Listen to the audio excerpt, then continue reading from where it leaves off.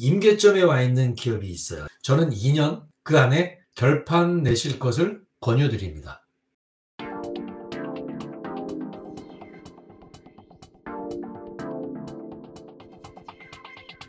부천에 있는 전자상거래업을 하는 개인 사업자였어요. 매출액은 20억 원이었습니다. 기존에. 그런데 이 기업이 2년 만에 부동산을 70억을 취득을 했어요. 여러 가지 일들이 있었겠죠. 오늘의 주제입니다. 2년 만에 부동산 70억을 어떻게 했길래 이게 가능했을까요? 대략 이렇게 이야기하면 됩니다. 운전 자금을 10억 원을 조달을 했고요. 시설 자금을 56억 조달했고요. 합계 66억 원을 조달을 했습니다. 이때 발생한 세금은 6억 5,800만 원. 수도권 과밀권역이라 부동산 중과세 지역이라 9.4%에 해당이 됐고요. 그런데 감면을 또 75%인 감면을 4억 9천만 원을 받았습니다.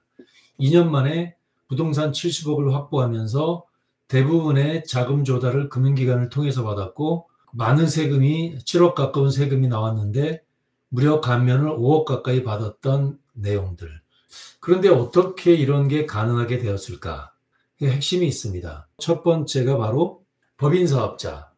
그런데 제조업 법인사업자였다는 겁니다. 기존의 개인사업자는 전자상거래업이었고요. 그런데 법인사업자였어요. 바뀌었죠, 어떻게? 첫 번째 핵심이었고요. 두 번째는 기업 신용등급이라고 표현을 합니다. 두 가지로 구성되어 있습니다. 기업의 재무제표라는 것이 있고요. 첫 번째. 그리고 그 안에 기술지표라는 게 있습니다. 세 번째, 매출. 이렇게 핵심 세 가지예요. 제조업 법인사업자, 재무제표와 기술지표라는 기업 신용등급, 마지막으로 매출. 이 세 가지가 핵심이었어요. 아마 이 세 가지 내용을 듣고도 오늘 시청자분들께서 뭐지? 아직도 많이 궁금해 하실 걸로 생각이 됩니다. 자, 이제 첫 번째, 제조업 법인사업자예요. 이 핵심 내용은 어떤 거냐면 이 기업은 전자상거래를 하고 있지만 그중에서 잘 기업의 내용들을 검토해서 그중에 일부분을 좀 뽑았습니다. 이 내용을 위탁제조업을 갖추어서 제조업으로 추출을 했어요. 그래서 제조업을 만들었고요. 그리고 기존의 개인사업자는 창업기업이 아니었어요. 비창업기업이었어요. 그런데 비창업 개인기업을 별도로 법인사업자를 만들면서 이 법인사업자를 창업기업으로 만들었어요. 핵심 내용이에요. 또 자금을 조달하기 위한 혹은 기간 평가를 하기 위한 적정 수준의 지표가 있다는 거예요. 그 적정 수준의 지표가 자본금인데 이 자본금이 적정 규모가 만들어져 있어야 된다는 거죠. 마지막으로 주주를 구성하는데 나름대로의 틀이 있습니다. 그 틀, 모범답안이라는 거 있어요. 그 모범답안에 맞춰서 주주를 구성해야 되고요. 대표자가 대주주이어야 된다는 거죠. 가장 지분이 많아야 된다는 거죠. 간혹 어떤 기업들이 어마어마한 기술 기반의 기업인데 전문 경영인을 초빙을 했어요. 지분이 하나도 없이 전문 경영인을 능력자를 초빙을 했는데 이런 경우 아무리 그 기업이 비록 대표자의 역량이 좋다 하더라도 대표자는 단순한 고용된 사람이라고 한다면 전문 그 기관으로부터 도저히 통과할 수 없다라고 판단을 합니다. 이렇듯 제조업 법인사업자라고 간결하게 이야기했지만 이 속에는 담긴 것들이 여러 가지가 있습니다. 즉 제조업 법인사업자는 답안지가 있다는 거예요. 자, 두 번째입니다. 기업의 신용등급이라는 거 있죠. 핵심을 말씀드리는 거예요. 굉장히 많은 재무제표에 지표가 있습니다. 여러 가지 비율이 있죠. 유동비율, 부채비율, 다양한 것들로 갖고 있어요. 그런데 매출액을 올리는데 매출 원가가 얼마나 되느냐. 많은 대표님들이 이런 생각을 하세요. 세금 안 내면 좋지 해서 매출액 대비 매출 원가 남는 게 없는 걸로 해요. 세금을 안 내려고. 그런데 그런 부분들이라기보다 매출 원가 대비 매출 총이익 그리고 영업이익이 어떻게 되느냐.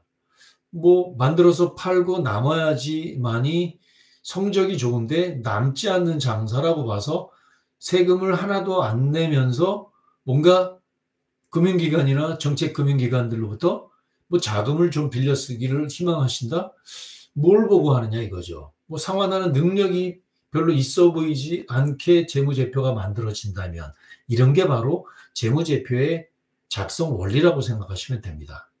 따라서 적절한 영업이익과 당기순이익, 적절한 부채 비율도 만들고 거기에 따라서 우리가 이자로 금융기관의 차입을 갚을 수 있는 그런 이자 보상 배수까지도 적절하게 이런 재무제표의 지표를 만들어내는 것이죠.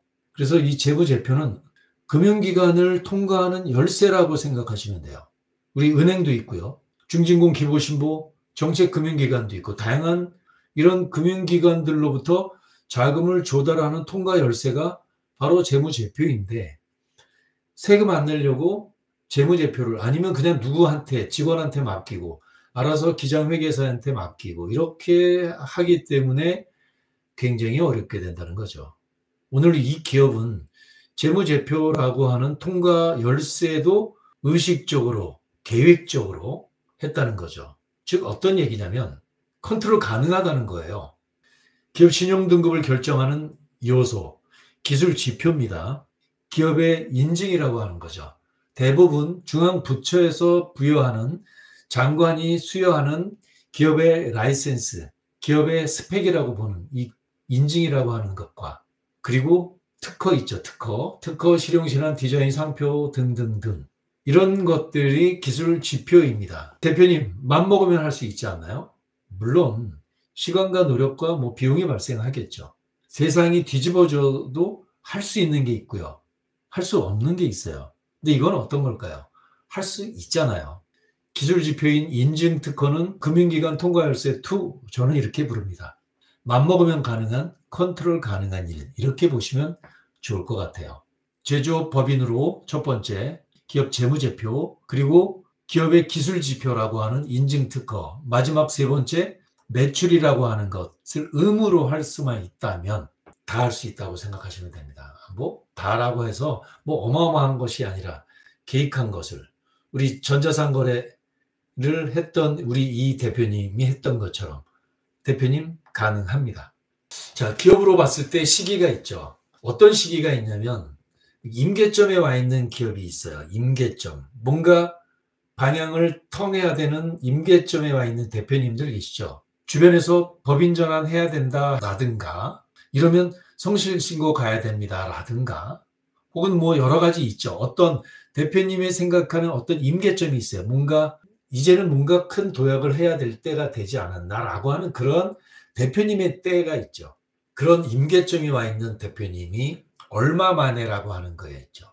저는 2년 그 안에 결판 내실 것을 권유드립니다.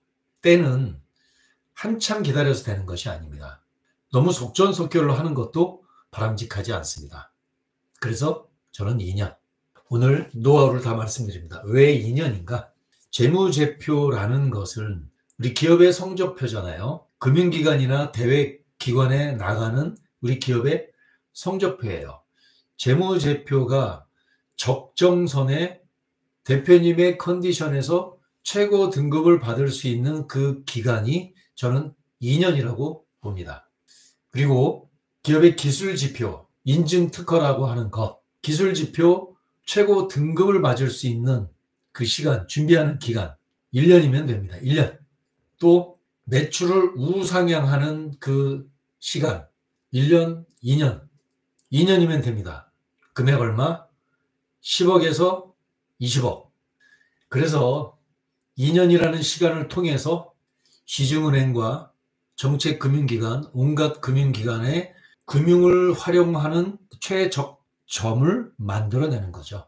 대표님이 원하는 부동산 금액 있죠. 30억, 50억, 70억. 그 부동산 금액과 비슷한 규모의 금융을 일으키는 것, 요겁니다. 그래서 우리 대표님이 준비할 자부담, 자기부담금의 최소 금액은 10% 수준. 그래서 전자상거래 연매출 20억짜리 개인사업자가 2년 만에 무려 70억의 부동산을 취득한 방법이 오늘 이야기한 내용의 핵심입니다. 우리 이런 대표님 희망합니다. 법인 명의로 부동산을 취득하기를 희망합니다. 대표님, 법인을 통해서 부자 가족 만들기를 희망합니다. 세금도 팍팍팍 절세되고 대표님 자녀한테 대표님이 일군 자산도 승계를 동시에 하는 것을 희망합니다. 우리 대표님 60대 이후에 안정적인 노후 생활이 되기를 이 솔루션을 통해서 희망을 합니다. 고맙습니다.